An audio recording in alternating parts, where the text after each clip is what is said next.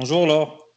Salut Alex, salut Aurélien et salut à notre toute jeune invitée. Mais vous la connaissez si vous œuvrez dans le centre-est. Ceux qui sont ailleurs dans d'autres régions, vous allez apprendre à la connaître, quoique vous la voyez passer sur les réseaux. Vous la voyez passer également sur Equidia. Elle s'appelle Morgane Evans. C'est la féminité et la Belgique qui sont à l'honneur. La féminité avec Morgane. C'est notre première invitée féminine sur France Turf en conversion YouTube. Donc on est hyper content, bien sûr. Et puis la Belgique, puisqu'elle est belge et le prix de Belgique à l'honneur. La 6e qualification se disputera ce dimanche après-midi, 17 janvier. En attendant le Grand Chelem. Messieurs, je vous salue et je salue Morgane. Salut Morgane, ravie d'être avec Salut. vous ce soir. Oui. On a beaucoup de questions à vous poser parce qu'on le voit depuis quelques années. Les femmes ont la part belle dans le monde des courses. On voit de plus en plus de minois féminins sur les pistes. On sait que beaucoup de femmes travaillent dans les écuries. Alors, toutes ne sont pas issues du milieu. Morgane, vous faites partie de ces jeunes femmes qui arrivaient dans le milieu sans être nées dans une famille d'entraîneurs, d'éleveurs ou de grands propriétaires de chevaux. Vous allez vous présenter et nous raconter comment vous êtes venue cette passion des courses et quels ont été les déclics qui vous ont amené jusqu'à aujourd'hui où on vous voit régulièrement courir dans le centre-est. Bon, bah voilà, bah, je viens d'avoir 25 ans et bah, je suis arrivée dans le milieu d'hippique, on va dire un peu par hasard. Je cherchais quoi faire après le collège. J'ai toujours aimé les chevaux, mais j'ai jamais eu spécialement l'occasion d'en faire avant. Et du coup, bah, je voulais quelque chose avec les animaux. Puis j'ai vu que Stéphane Cinglan cherchait quelqu'un pour faire un stage, quelque chose comme ça. Donc j'ai fait un stage pendant une semaine chez lui, ça m'a plu et du coup j'ai décidé d'intégrer l'école des courses hippiques de Cabriès. J'ai suivi ma formation chez Michael Messager pendant 4 ans, qui au début était dans le sud-est, chez Monsieur Philippe Mortagne, et qui après a délocalisé l'écurie dans le centre-est. Et c'est un peu pour ça que je suis dans le centre-est actuellement. Après, C'est au lui qui, fur et à oui. mesure, il m'a fait confiance, il m'a fait débuter en course, au début à l'attelé et après au monté, parce que j'avais plus de confiance à l'athlé au début et au fur et à mesure, ben, l'évolution a fait que voilà, j'en suis où j'en suis à l'heure actuelle, quoi. Je fais mon petit bonhomme de chemin gentiment. Alors, on sait que ce milieu n'est pas facile, hein, que ce soit pour les hommes ou pour les femmes. C'est un métier de passion, souvent âpre, souvent rugueux. C'est pas simple de s'imposer dans une course, c'est pas simple de s'imposer en piste. Il faut une sacrée dose de courage, de ténacité. Qu'est-ce qui fait que vous avez accordé toute votre attention et que vous avez réussi à faire votre trou dans ce milieu qui n'est pas simple, surtout quand on est une femme, et vous n'allez pas me contredire, Morgane. Il faut montrer vraiment le bout de son nez et qui on est pour pouvoir s'imposer à titre personnel. Bah, surtout en course, il y a intérêt à avoir les dents longues, il faut quand même beaucoup de caractère, il faut s'imposer. Et étant une femme, on a vite fait l'impression de se faire écraser par les autres. Alors, il faut toujours montrer plus, que ce soit à l'entraînement, que ce soit en course. Il faut toujours faire plus, toujours faire mieux. Ça peut être épuisant par moment, mais c'est vrai qu'il faut y aller avec la rage, quoi. Si on n'a pas la rage, on ne peut pas faire dans ce milieu sans la rage et la passion. Vous sentez que les femmes ont encore beaucoup plus de choses à prouver que les hommes encore dans ce milieu, même si beaucoup de professionnels font confiance aux femmes aujourd'hui. Et on le sait, bien évidemment, le poids fait beaucoup au trot monté. Vous êtes sollicité et c'est en toute logique puisqu'on va mettre toutes les chances du côté d'un cheval, du côté d'un entraînement, d'un propriétaire. Vous sentez qu'il vous faut vous battre encore plus que les hommes sur le terrain? Bon, on est quand même encore dans un milieu qui est encore très machiste et on est sans cesse obligé de se démarquer des autres, même s'il y a de plus en plus de femmes qui sont surtout visibles au niveau des apprentis. Après, certaines arrivent à percer au-delà des apprentis, mais c'est vrai qu'à haut niveau, on voit encore beaucoup, beaucoup d'hommes, peu de femmes, ou alors des filles de gros entraîneurs. Mais il reste quand même majoritairement dans les pilotes des hommes, alors que je pense qu'il y a tout autant de femmes aussi talentueuses. Je suis tout à fait d'accord avec vous. Quels sont aujourd'hui vos plus beaux souvenirs? Parce que bien sûr que c'est un métier difficile, mais c'est un métier de passion. Passer le poteau en vainqueur, c'est toujours quelque chose. Dans la tête, dans le corps, c'est une émotion qu'on a du mal à reproduire à l'extérieur. Quels sont vos meilleurs souvenirs en compétition? Quels sont vos meilleurs souvenirs tout court finalement? Ah, mes meilleures courses, bah, ça restera ma première avec Ringuet-Ronvillers où je m'étais imposée. On va dire que c'est le cheval qui avait tout fait, hein. J'avais peu d'expérience à ce moment-là et c'est vrai que je gagnais facilement et c'était extrêmement grisant. Après, j'ai eu gagné d'autres courses moins facilement, mais justement, c'était ça qui ramenait la satisfaction en plus parce que je battais quelqu'un de rien sur le poteau, comme bah, Vagabond Mail à Lyon-Parelli où je battais d'un nez, ou encore des chevaux comme Uriac Hautevillers à Vichy où je gagnais une très belle course en laissant un Vézac du Ophi qui, à cette époque-là, gagnait tout aux remontées en le laissant loin derrière moi. Donc, c'est vrai que ce genre de course était extrêmement grisant et très satisfaisant. Ouais, j'imagine que ce genre d'adrénaline, on a envie de la retrouver le plus souvent possible. On entend babiller à côté de vous. Vous êtes maman d'un petit bout de chou. Comment vous arrivez à concilier votre métier, qui n'est pas le plus simple avec les horaires que l'on connaît, et surtout en cette période, comment vous arrivez à concilier votre vie de maman et votre vie de femme active au sein des écuries et en piste? Bah, après, c'est vrai que j'essaye d'avoir toujours un petit moment avec mon petit, mais j'ai eu de la chance d'avoir une belle famille quand même qui s'occupe beaucoup, qui me soutient beaucoup et qui s'occupe de mon petit quand moi je suis pas là. Puis, ben, il y a son père qui s'occupe de lui, hein, lui aussi, il est existant, hein. Donc, tout le monde, tout le monde s'occupe de mon petit, mais c'est vrai que j'ai une belle famille qui me soutient beaucoup et c'est une grande aide. Et c'est ce qui vous permet de concilier ce métier en toute sérénité. On voit, vous êtes active hein, sur les réseaux sociaux, vous permettez aux spectateurs, aux turfistes de vous suivre, ce qui est toujours intéressant. Et on voit que vous arrivez à courir quelquefois sur 2 hippodromes dans la même journée, c'est-à-dire on court, on fait le 8, enfin on sait comment ça se passe, on reprend la voiture, on recourt sur un autre hippodrome. Vous tenez à avaler des kilomètres pour honorer les contrats qui vous sont proposés? Ah bah, oui, oui, ça fait partie du métier. Après quand, j'ai qu'une parole, moi, quand je m'engage envers quelqu'un, je tiens à y aller jusqu'au bout. Après il y a des entraîneurs pour qui je le ferai plus que pour d'autres. Des personnes qui m'appellent régulièrement, qui me font confiance, qui me font mener, tout ou presque leurs effectifs. Donc c'est sûr qu'il y a des personnes avec qui j'ai mieux confiance et d'autres, non. Mais ouais, quand je fais, 2 hippodromes, bah, déjà j'essaye de voir si c'est possible parce que c'est vrai que ça me met Eh un oui. stress énorme parce que j'ai toujours peur de pas arriver à temps de l'autre côté, de pas donc c'est vrai que c'est extrêmement stressant quand c'est comme ça, mais le jeu en vaut la chandelle. Voilà. Et puis l'actualité nous poursuit tous en ce moment. À l'heure où nous parlons, cela fait 24 heures que nous avons appris que nous allons être sous couvre-feu 2 heures encore plus tôt, 18 heures, ce qui n'est pas évident. Comment ça se passe au niveau professionnel? Comment vous vous organisez? On sait que vous êtes testé sur les hippodromes. D'ailleurs, une actualité qui va concerner le Prix de Belgique, puisqu'il y a déjà un changement de drive qui a été observé, puisque des drivers ont été testés positifs au Covid-19. Comment ça se passe au niveau professionnel? Comment on s'arrange avec ce qui est en train de nous poursuivre depuis plus d'un an maintenant? On essaye de s'adapter. Après, c'est vrai que ça devient de plus en plus pénible, hein. On arrive sur les hippodromes, c'est le désert, il y a personne, c'est triste, c'est extrêmement triste.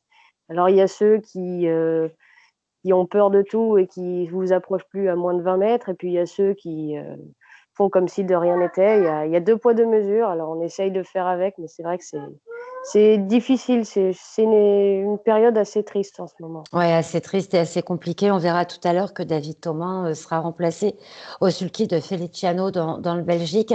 Alors, vous le savez, Morgane, bien sûr que vous êtes en province. Est-ce qu'on rêve de Paris quand on est en province? Et quels sont les professionnels qui vous interpellent le plus, ceux qui vous intéressent le plus? Rêver de Paris, oui et non. C'est sûr que c'est toujours satisfaisant. Moi, j'aimerais bien au moins en gagner une au moins à Paris, histoire de dire: «J'en ai gagné une à Paris», quoi. Mais c'est vrai que je rêve pas je reste réaliste, hein, je rêve pas de Cornulier ou même de Prix d'Amérique, à moins que d'ici là, j'ai la chance d'en élever un qui puisse, y aller, mais c'est pas pour tout de suite. Donc mais non, non, c'est sûr on voit les Parisiens, on voit les élites, hein, on aimerait bien tous en faire partie, mais faut rester réaliste. Et Mais qui vous interpelle, qui vous intéresse tout particulièrement parmi les professionnels que l'on connaît? On sait qu'il y a une poignée de vedettes hein, que l'on croise régulièrement à Vincennes, bien sûr, et ailleurs. Quels sont ceux qui vous intéressent le plus? on dira le pauvre David Thomas. On pense à lui, bien sûr, Voilà. bien sûr. Et puis Eric Raffin, hein. C'est deux personnes que j'aime bien leur manière de driver, qui se prennent pas spécialement la tête et qui j'aimerais bien passer voir une journée leur quotidien, voir On comment lancera se passe l'appel une pour vous. journée. Attention, il y a une jolie Morgane qui aimerait bien voir un petit peu plus près ce qui se passe avec des professionnels comme David et Eric. Morgane, vous ne le savez peut-être pas, mais dans notre volet France Turf Co sur YouTube, nous avons Alexandre qui vous a concocté quelques questions. Cette rubrique s'appelle le grill d'Alexandre. Donc attention, Morgane, vous aurez droit à un joker. Vous avez le droit de faire valoir votre joker, mais je vous laisse entre de très bonnes mains avec le grill de Monsieur Soufflet. On écoute. Mon C'est Dieu, ma mon Dieu. Alors, ton plus grand défaut? Ma grande gueule. Ta J'ai pas grande de gueule? filtre quand je parle. Ça sort comme ça vient, même si des fois ça ne devrait pas sortir. Ou je regrette pas mes paroles, mais des fois il vaudrait mieux que je me taise. C'est français honnête. C'est sûr, c'est sûr. Le meilleur entraîneur selon toi dans le centre-est qui n'a pas forcément les résultats de son dur travail? Michael Messager. Je dis pas ça parce que c'était mon formateur, mais je dis ça en connaissant le personnage et ses méthodes de travail. Il n'a pas la réussite qu'il devrait avoir. Il n'a malheureusement pas la cavalerie qui suit, alors que c'est un homme qui mériterait d'avoir une écurie qui tourne, de pouvoir vivre décemment de son métier, sachant il donne tout ce qu'il a.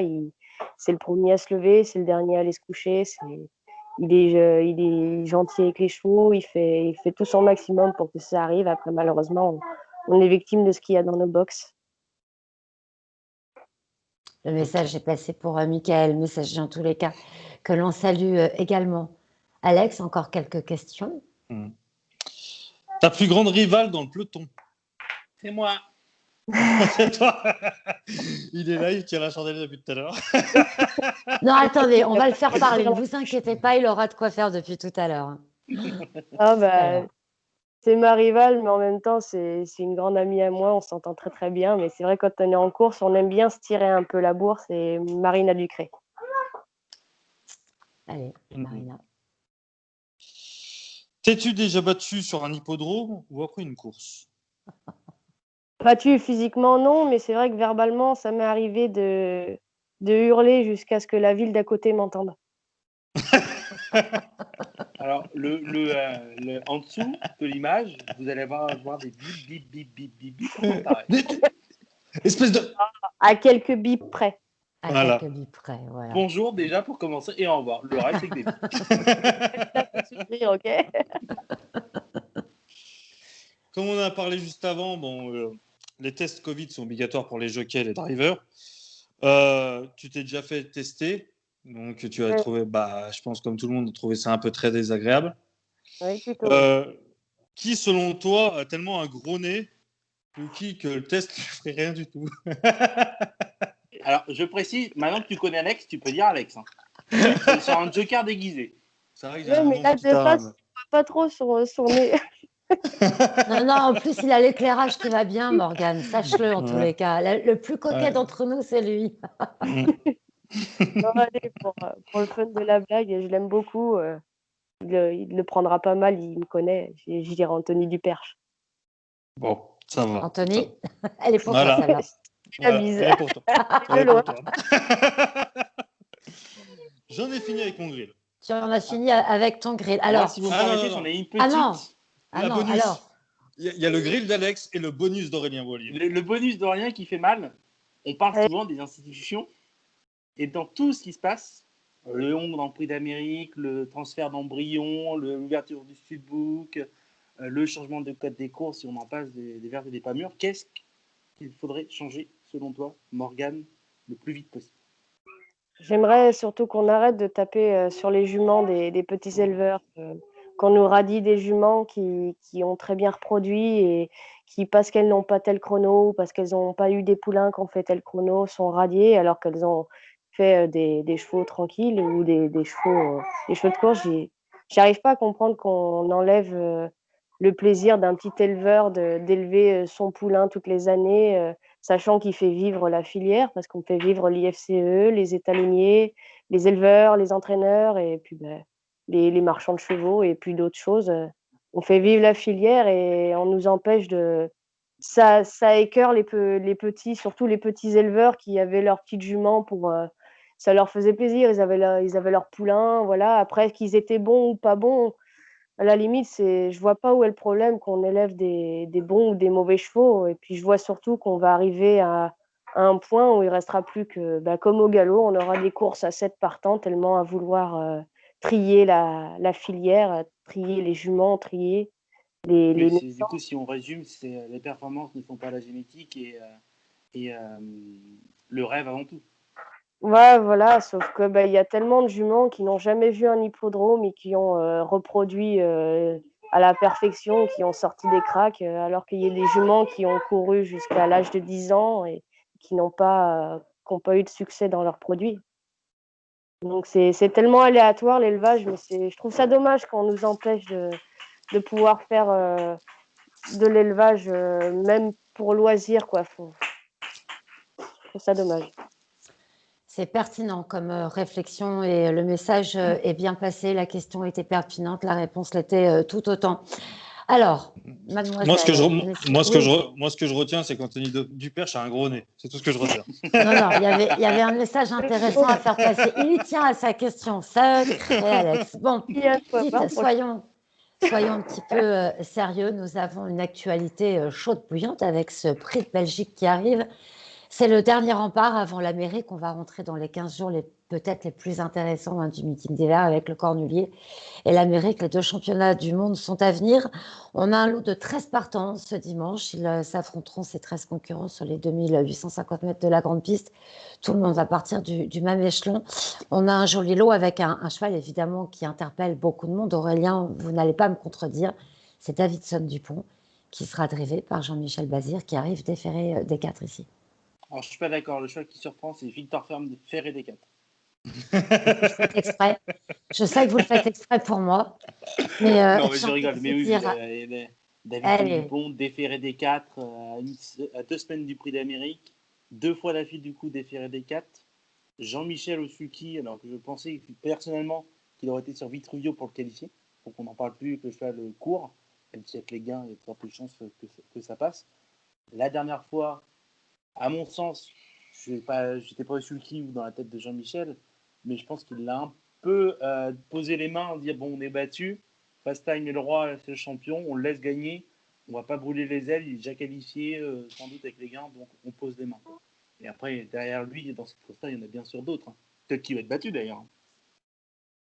Et puis, qui vous interpelle autrement, parce qu'ils sont quand même tous aux côtés de Davidson Dupont, il y a quand même quelques chances non négligeables à faire valoir ici. Je partirai sur ceux à enlever dans un prioritairement. D'accord. Les non déférés, je pense que ça va être plus compliqué. Il y en a qui préparent la condition. Ferrywood est déjà qualifié. Billy de Montfort est peut-être déféré, mais c'est plus la jument que c'était à Vincennes. Elle est plus sur la vitesse et dans les pistes plates. Vincennes, la dernière victoire, c'était le prix de Bourgogne en 2019 et avant, il n'y avait plus grand-chose à Vincennes. Vitruvio va viser la qualif. Tony Gio, 3 partants pour Monsieur Soma, ce serait une apothéose parce que c'est rare. Après, Looking Super déféré des 4, je crois pas. Il montre pas grand-chose en ce moment. Money Viking, la dernière fois, j'ai bien aimé sa course. Pas très chanceux le cheval. Et François, le Canu m'a convaincu, Fakir du Loro dans les 5, voire mieux. Et très bel article à lire sur la page de France Turf & version Facebook, où François Le Canu nous parle de son cheval. On sait que Morgane aimait beaucoup Davidson Dupont. Morgane, on en a parlé hors le live tout à l'heure, mais vous avez des juments de cœur dans cette épreuve, dans cette course. Ah c'est sûr que pour la gagne, on va voir Davidson Dupont, pour les mêmes raisons qu'a cité Aurélien à l'instant. Après, c'est sûr que plus pour le cœur, j'aimerais bien qu'Elsa de Belfond se qualifie pour un peu casser ce quintuor parisien Ouais. dans le Prix d'Amérique, histoire qu'il y ait, on va dire, le outsider qui arrive. Mais ce serait tellement beau que le outsider il fasse quelque chose de bien. Donc j'aimerais bien Elsa de Belfond. Après, j'aime beaucoup Delia Dupomereux. C'est une jument que j'affectionne beaucoup, malgré le fait qu'elle soit assez susceptible. Puis je verrais bien aussi Fakir du Loro et pourquoi pas soyons fous, Bidam. On continue, Alex, avec des choix qui vous plaisent ici. Quels sont les chevaux qui vous plaisent? On va peut-être commencer, on va synthétiser tout cela. On va filer directement avec vous, avec votre pronostic, Alex. Alors pour moi, ce sera en tête Davidson Dupont. Oui. Le 4, Fakir de Loro. Oui. Le 6, Money Viking. Le 10, Tony Gio. Le 12, Vitrovio. Et le 3, Elsa de Belfond. Je récapitule 11, 4, 6, 10, 12 et 3 pour Aurélien. Pour Aurélien, ça commence pour Alex. Un petit mot, Alex. Donc, quelque chose qui vous interpelle dans cette course, un cheval qui vous parle plus qu'un autre, comme ça, vite fait, hein, qui vous. Voilà. Par contre, pas le Châtelet, Alex. Cours pas. Ne commencez pas. Ne commence pas. Non. Oh, ça suffit. Non, mais c'est chaque vendredi, je vais prendre cher, moi. Alex, vous avez quelques secondes pour répondre. Non, mais bon, j'espère que Fakir de Loro, j'espère pour François Lecali, Ouais. son entraîneur, qu'ils vont se qualifier. Quoi. Tout à fait. Aurélien, en chiffres, une petite synthèse de ce que vous venez de nous dire. Le 11, Davidson Dupont. Le 6, Money Viking. Le 4, Fakir du Loro. Le 10, Tony Gio. Le 12, Vitruvio. Et je ne peux pas ne pas la mettre. On Oui. voudrait Delia Dupomereux, le 9. Ok, moi je donne vite fait les chiffres également. Le 11, ce sera bien sûr Davidson Dupont. Le 4, Fakir du Loro. Le numéro 9, Delia Dupomereux. Bah oui, je l'aime bien. Et je l'ai mise en 3e position. Aurélien, vous aurez remarqué. En 4e, j'ai mis Victor Fern. Si j'en prends une, je vais la prendre violente. Je sens que ça va être violent. C'est Frédéric Duchesne du prix Belgique. Oui, n'empêche, Money Viking, le numéro 6, mine de rien, qui c'est qu'il donnait? Ouais, voilà. Ouais. Et puis, une petite petit bémol quand même pour Vitruvio, numéro 12, que j'ai mis en 6e position. Ils sont 13 et on aura compris que du côté de Morgane, eh bien, à part ce facétieux Davidson Dupont qu'on attend tous, eh bien, on aime les juments de cœur, Elsa de Belfond ou encore Delia Dupomereux. Voilà pour ce prix de Belgique. Alors, c'est vrai que cette émission sera un petit peu plus courte ou plus longue, je ne sais pas. Sachez qu'on remercie beaucoup Morgane parce que nous avons eu, on va vous donner un petit peu les coulisses, nous avons eu quelques soucis techniques et nous avons dû repartir en enregistrement. Donc Morgane, un grand merci à vous. On va vous suivre de très près et pas plus tard que dimanche puisque les courses reprennent dans le centre-est. Ça, c'est aussi l'actualité. Donc on vous verra en piste très prochainement. Morgane Emmans, retenez bien son nom. Elle a 25 ans, elle est belge, elle est en France, elle met à l'honneur une belle région. Alex, on vous retrouve quand vous? Parce que on va suivre aussi Alex en amateur, Morgane. C'est un grand moment. Casa Croze et sans cravate. Je pense que c'est Regarderai toujours ça, énorme. je crierai. Ouais, il faudra mettre un peu d'ambiance. Alex, à très vite sur les pages de France Turf & Co. Ne ratez pas les articles d'Aurélien Bloyet qui nous gratifie d'excellents articles chaque semaine. Et c'est toujours un plaisir de vous lire, Aurélien. Donc, soyez fidèles au rendez-vous de France Turf & Co. On vous salue, on vous souhaite tout plein de bonnes choses, Morgane. On vous suit très près. Et merci pour votre franc-parler. Et surtout, ne changez pas de caractère, Morgane. Ça, c'est moi qui vous l'interdis. À très vite, tout le monde. Ciao, ciao. À bientôt. Ciao.